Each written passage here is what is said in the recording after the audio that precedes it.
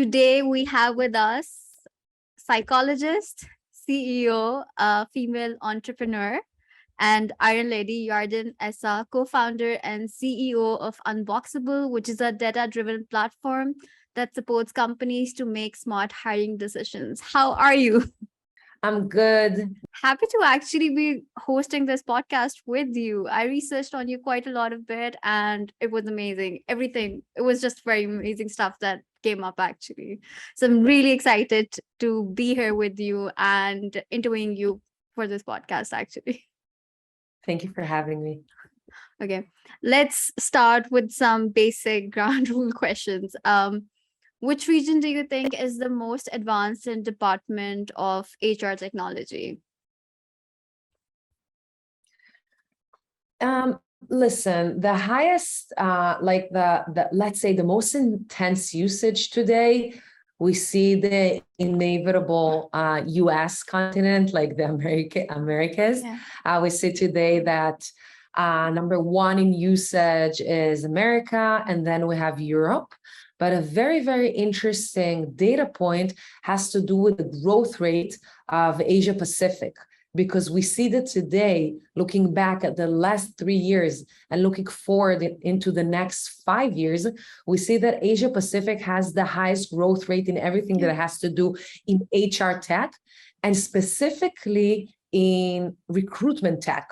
And I think that it has to do with the fact that this region are very much prone into less intuition and more assessments, tasks, tools that are allowing them to make decision based on data that has to do with culture and processes that are maybe go beyond just hiring, which is very, very interesting.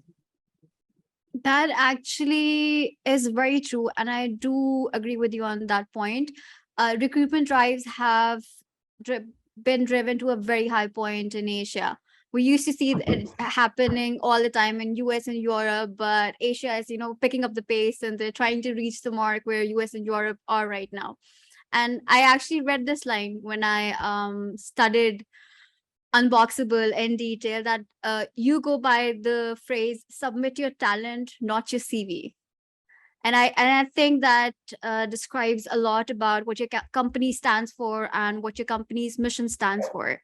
So before we actually go into, deep dive into what Unboxable is, being a psychology student and, having your own AI-driven app, those are like two completely different aspects, which I'm sure you would agree with as well. So how did it occur to you to enter to the HR industry instead of pursuing clinical psychology or, applied psychology and going in that direction? Because there are two different sections. It's healthcare. This is IT, technology, software. It's true. So I'll answer this question from two perspectives. As far as I remember myself being a little child, I always had an entrepreneurial spirit. So it almost inevitable or natural for me to go into this course and start something. It's not the first company that I'm initiating. It's actually my second company and before my second startup, actually. And beforehand, I was part of I was a partner in a venture capital fund that invested in Israel and in Africa. And beforehand, I was part of a private equity. So right after school, I started my career in the world of technology, investments, startups. I think that my academic background definitely contributes to the idea behind Unboxable, and basically the very fundamental understanding that humankind is a very, very complex entity.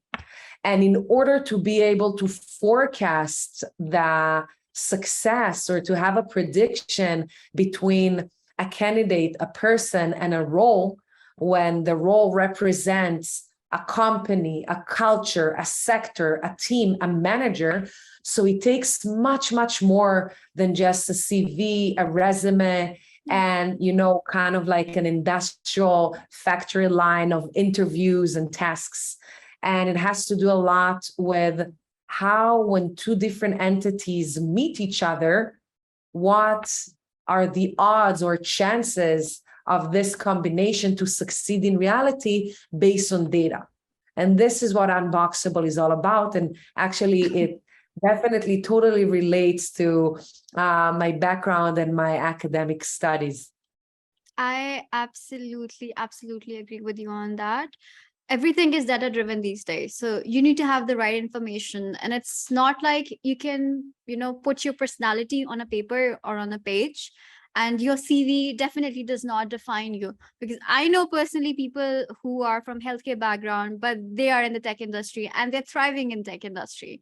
So I understand that. And coming from a psychological point of view, I think it does give you a better understanding of how humans think, how humans interact, and what exactly they're looking for. So when I actually went onto your website as well, it said it has a 93% accuracy rate, and that just shows how much technology has driven, how far technology has driven data, and how far mankind has actually come. I don't think a decade ago we would have thought that, oh, there's going to be an AI HR app that is going to help me find new talent, because we find talent based on CVs, resumes, whatever is written on it, what university you've graduated from which company you've done your internship from. And this actually says a lot about it, how far we've come. And it's legit thinking outside the box.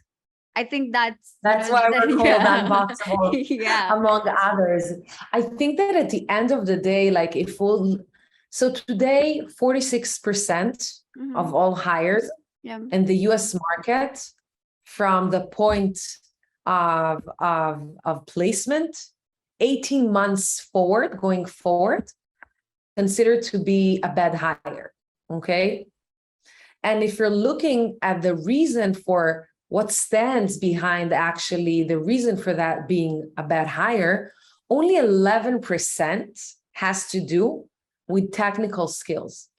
All the other 89% that has to do with the reason that these people, these candidates weren't well assimilated within their organization has to do with two things. One are things that are much less tangible, and they has to do with communication, with soft skills, and most importantly, with context aware implications. Because I can be one person in one environment, and I can be a different person in a different environment. Absolutely. And at the end of the day, when a candidate and a role meet, so we know and we basically assess how this candidate is going to unfold his skills, qualifications, capabilities in this very specific context-aware environment. And based on that, we're basically reaching to that like high level of accuracy, because today the market stands only at 54%. And I think that like HR tech is basically flooded with solutions. There are so many different solutions across the funnel, and also pre-employment assessment and all these different kind of predictors that's supposed to give you like a better understanding of who is the person on the other side. But I think that at the end of the day, it's not who is the person on the other side. It's basically who are the two entities that are going to meet and how they're going to unfold their relationship together. And this is basically the disruption or the revolution that we're leading here at Unboxable that allows us to rise above, let's call it the noise of the market, because there's so many solutions out there, really. Absolutely. And it's frustrating almost for the buyers, right? Yeah. Completely agreeable. Actually, your environment has a lot to do about how your personality grows, or how your professional career grows as well. Sometimes environment brings you down, sometimes it what makes you throw, and if you're not the right fit, it just doesn't work out. It's kind of like Exactly. yeah, it's a mismatched relationship, I would say. Exactly, Yeah. exactly. And also think about it like you spoke about like technology and IT. So there are so many roles within this industry that being good at them is almost open to interpretation, is super subjective, because being a successful product manager for an early stage startup in a specific sector, in a specific geo, could be completely different than being a product manager for an enterprise in a different sector, in a different geography. But when you will take a look at the job description or at the hiring process, they would look almost the same. So it's not just about being able to access more information about the talent, but is also assessing the opportunity within the organization and to analyze and to decode the actual needs and the ask, and based on that, create a prediction. Sounds similar to a creative process, like a flow chart. You have to, you just enter some data and the system, the AI does everything for you from the beginning to the start. And you know that the output, that's the best that there could be. So it's like the exact right match for you, your company, your team, and it can't get better than that. It's true. And based on the very deep information that we're extracting from talent early on in the process, we're not only recommending to companies on which talent to emphasize and to focus on, but we actually give them recommendations and insight on what to double down. For example, we saw that there might be a gap between how the company sees this task or mission come to life and how the talent actually describe this or a reply to that question, or we see differences, or we suspect that there are specific places of risk of discord or dispute between the hiring manager and the talent. So we're actually also giving our clients recommendations on how they should proceed, not only on who they should proceed with from within their talent pool of talent, but also how they should proceed and what they should emphasize on in order to be as secure as they can when getting into the decision-making point. And I think that speaks a lot about Unboxable as well, that it's not like you are giving them kind of like an off sign or throwing things randomly at them.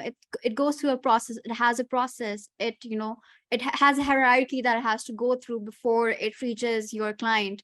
And they know that everything is sifted through. So it's not like somebody's raw talent is being wasted. That Exactly. raw talent is being used as it should be. Maybe if they're working, if for instance, they're looking for a developer in health care industry, and they're looking for a developer in fintech. I understand that both are going to build apps and it's going to work on technology, but the environment, the team that you're working with, the company that you're working with, that has a lot of effect on you. And I think that's what makes you grow. And that's what just unbinds that raw talent and raw passion in you. And it helps you thrive in the environment.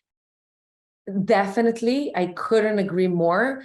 And the most, let's call it paradoxical part in hiring today is that all of these elements and all of these predictors that you just mentioned that has to do with the work style, with the potential, with the environment, with the team, with the sector, with the geography, all of these elements are being left to either intuition or just being neglected from the decision-making process on both sides.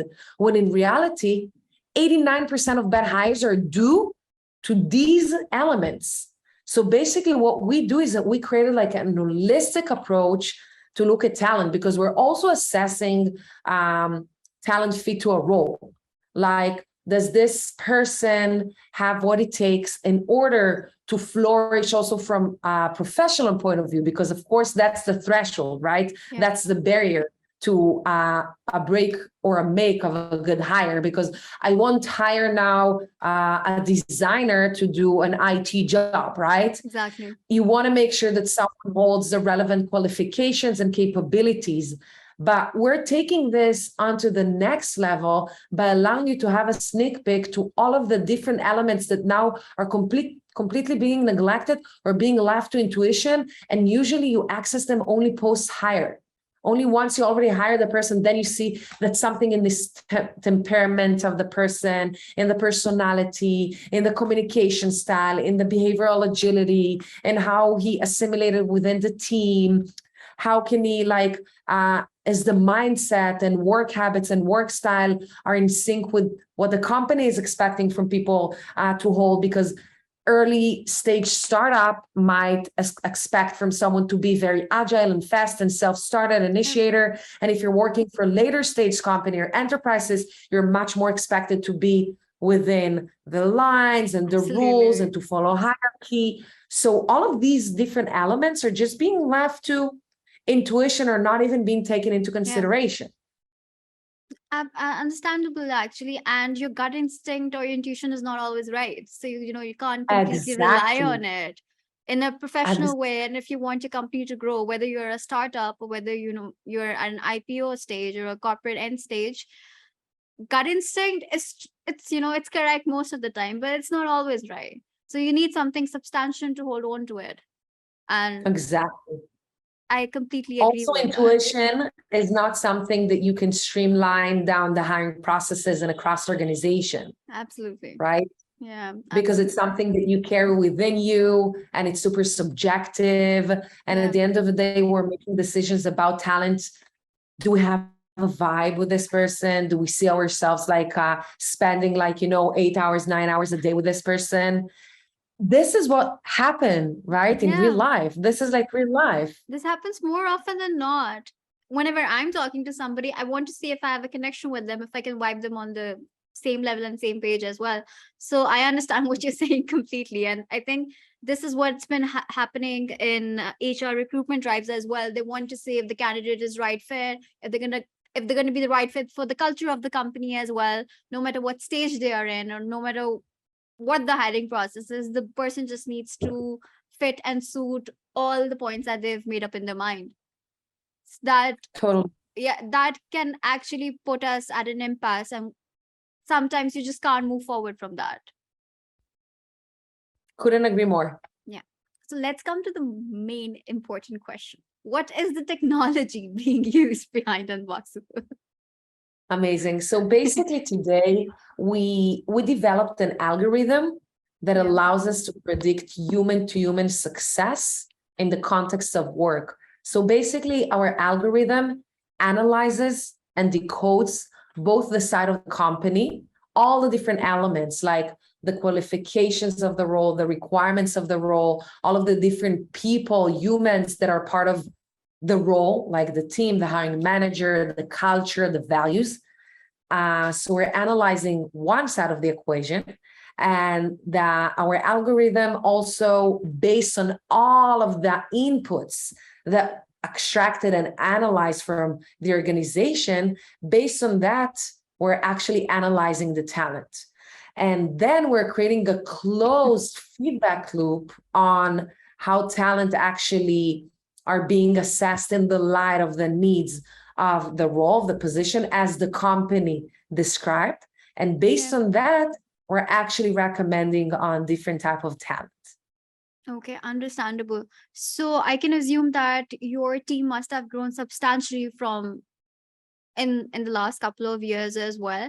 And how much has it grown, with how much rate? And also, how many areas are you functioning in right now? Are there some industries that you want to explore further and you haven't explored it? How many sectors you are currently providing these services with? What's the percentage for that? Okay, great question. So today we're based out of Tel Aviv, but we also have staff in Europe, in Asia, and in the States. We are about 30 people around the globe. And today we're serving mostly the texting in the US, Europe, and Latin America. And among the technology scene, like high tech startups, big enterprise. So we're leaning towards more of, let's say, large companies and enterprises, because at the end of the day, we are a data product. We bring data science and machine learning into processes that today are relying almost only on intuition. And for a data tool to work, it needs data. So for us, working with companies that have basically a lot of candidates, a lot of applicants, they can benefit a lot from our solution, because in real time, we can basically provide them with insights on who are the top people within the pool of talent now, as for now, that they should emphasize on, and why. Because it's not just about this person checks all the boxes of what you described as a good fit for you. It has to do also with many different elements that are softer, that are part of our algorithm, that has to do with the potential, that has to do with a fit to the culture, to the manager. So based on that, we're allowing them to proceed with talent that actually has an opportunity to flourish and succeed and thrive within their organization. So we're today serving companies that have a lot of applicants, have a lot of what we call top of the funnel. And based on that, we help them to sort and to hire and to screen the right talent. So what happens if a person is not the right fit for a company? Do they get thrown again into the pool? There's another shuffle. Yeah. So how many times Exactly. can happen to a person if they're not the right So fit for a couple of companies? So this is part of like only one of the benefits of applying through Unboxable to companies, because if the opportunity, let's assume that now you apply to one of the companies that are working with us and you weren't the best fit. Yeah. So you're going back to the pool of talent and you're being proposed with new opportunities, either as this is an opportunity for you. Would you like us to submit your application? Or in order to be found as relevant to more companies, you need to actually complement this part in order for us to have a deeper understanding of who you are, to create something which is more general. So you actually become part of a pool of talent that is being exposed to more and more opportunities. So there's like a network effect for you as a consumer, as a talent applying through Unboxable. That actually does make sense, because talent pool is, ever growing. It doesn't end. It, just need to add more people into it and just maybe harness the potential the right way. And I think from what we've talked about till now, that Unboxable can be, will be the right fit for them, to make them see what company is actually going to harness that potential to its fullest. So Exactly. So AI, machine learning, we know it's the present, we know it's the future, and maybe a few years, 5 years, a decade, it's going to be the run of the mill concept, and it's going to be everywhere. There's no hiding behind that fact, because it's out there, open in the front. So what is Unboxable thinking of? Like, I'm pretty sure you're thinking 5 years ahead, a decade ahead, but what is Unboxable going to do to stay ahead in the competition? And if there are any new features, maybe some new technologies that you want to add to Unboxable, and what would they possibly be? Okay, that's a great question. I think basically, generally speaking, I think that today one of the biggest pains of the HR tech industry is the fact that it's so fragmented, that there are so many different, let's call them like small solutions for different stages of the recruitment funnel or people management, post-hiring.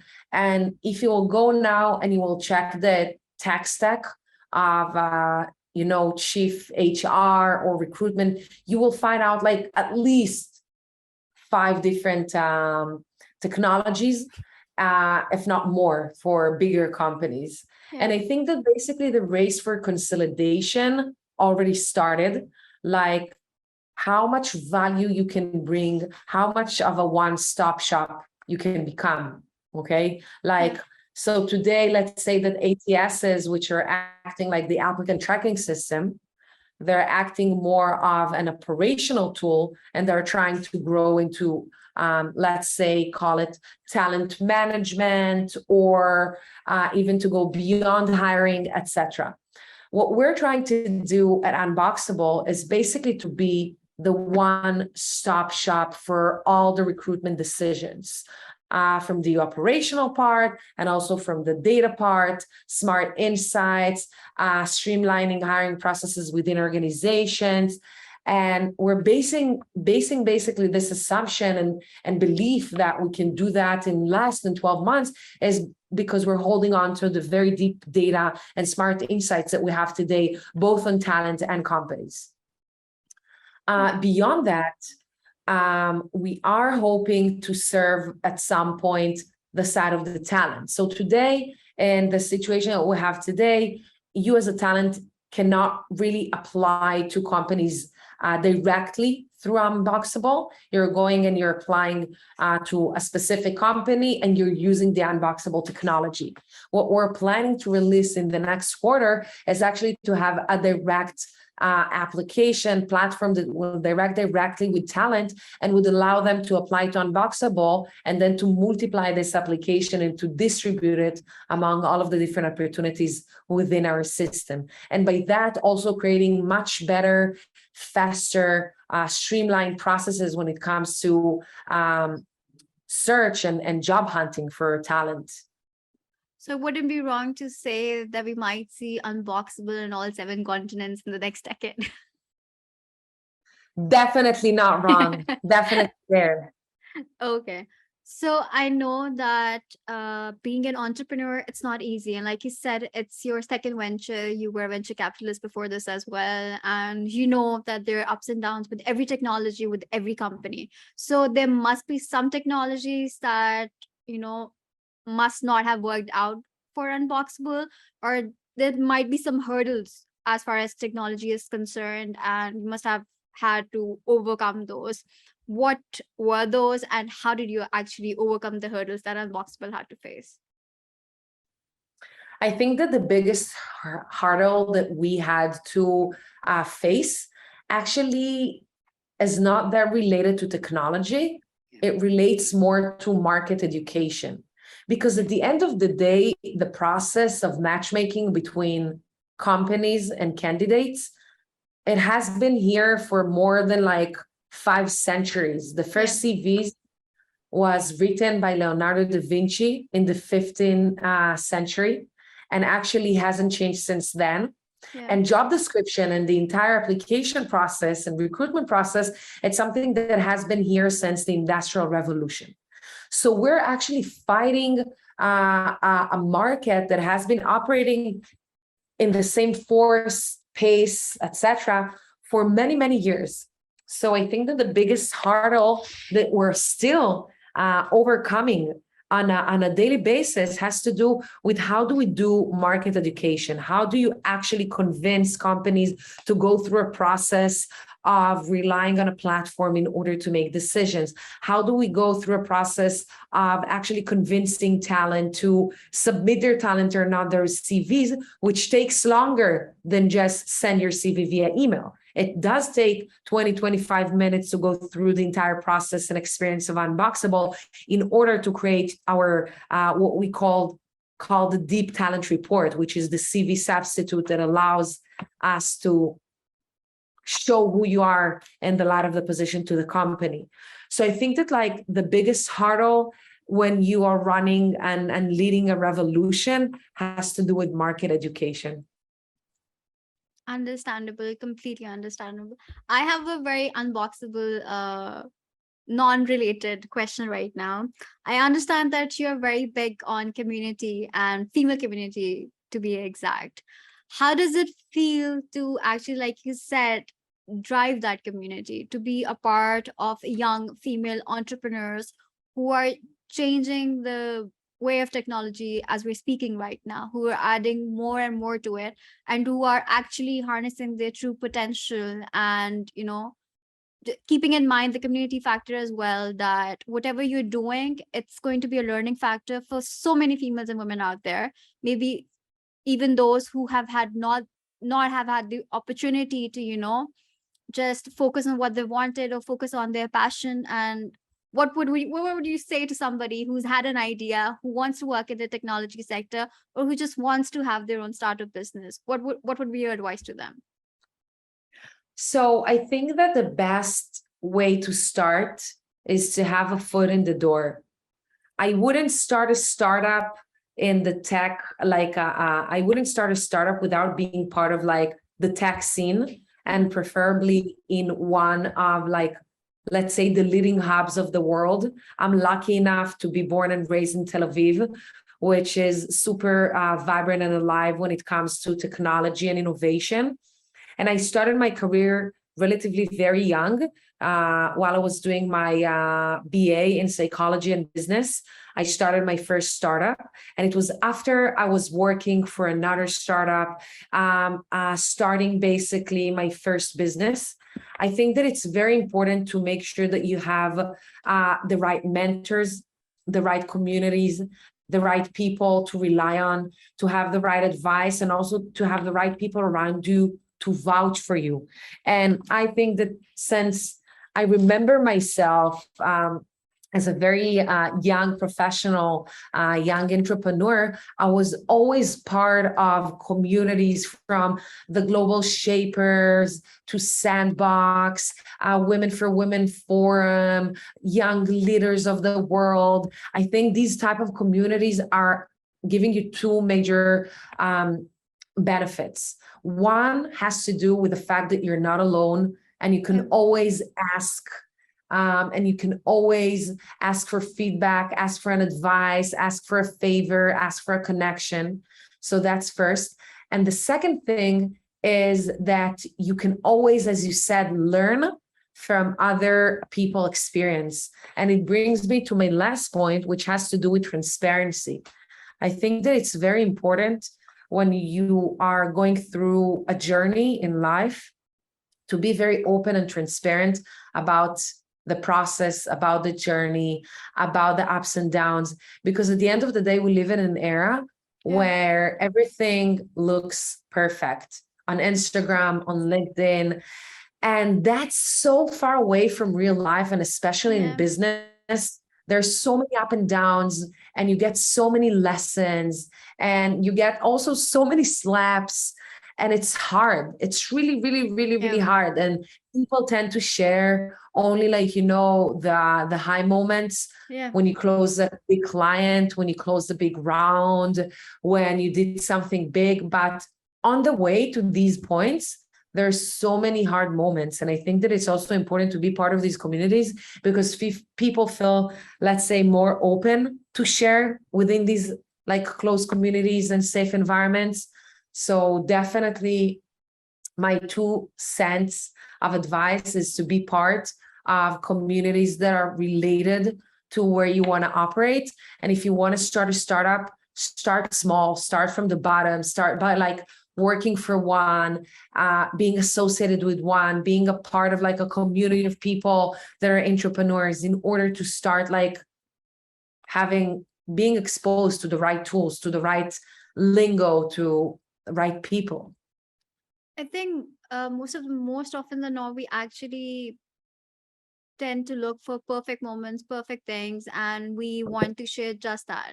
We don't want to go in the bad moments. We don't want to deep dive into that, and we forget that perfect is not good. It's actually the enemy of good. So it's not that you just need to focus on the perfect parts, but you need to focus on the bad parts as well. And if we actually understand that better, we can better be able to communicate what we're really feeling and how we want to go about on things. So I definitely, agree. I agree. definitely I agree on agree. that. It was an absolute pleasure. I think I've taken a lot of your time today, but it was an No, it was a pleasure talking to you. You're amazing. You're smart. You're on thank you point. so I really much. enjoyed our talk. Thank you so much. I really do appreciate that. I was actually looking forward to talking to you and hearing from a female entrepreneur, from a female CEO, her thoughts on technology, because you don't get to see many female entrepreneurs out there in the tech sector. And you being there and this being your second startup, that actually says a lot about who you are and what changes you're going to bring to the tech company in the next decade, next 2 years, 3 years, 5 years. So it was an absolute pleasure having you, Yardenne. I hope we can actually communicate in the future as well, and we can host another podcast. I would love that. Thank you for your time and have a beautiful day. You too. You too. Bye.